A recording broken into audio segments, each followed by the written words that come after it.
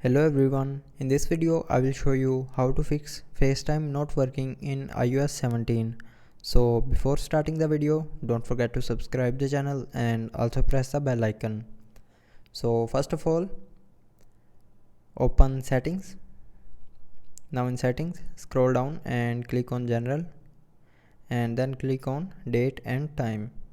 Now here, turn on this set automatically date and time button. So after turning on this set date and time button, check if your internet is working properly. So to check internet, open a browser and check if it's working or not. So now my internet is working. So after that, update your iOS to latest version. So to update iOS, open settings and click on general and then click on software updates. Now here, check if your iPhone is updated to the latest version of iOS or not.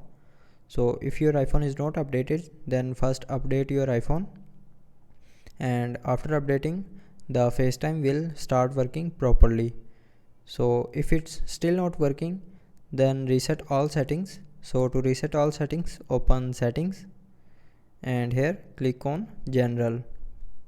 Then scroll down to the end and click on transfer or reset iPhone, and here again click on reset. Now click on reset all settings and enter your screen time passcode, and after that click on reset all settings to confirm.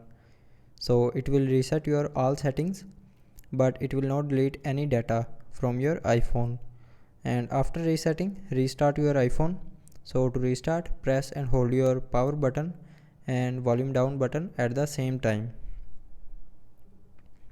Now swipe this icon to right side to restart your iPhone, and after restarting your iPhone, the FaceTime will start working properly. So I hope you liked the video. Thanks for watching.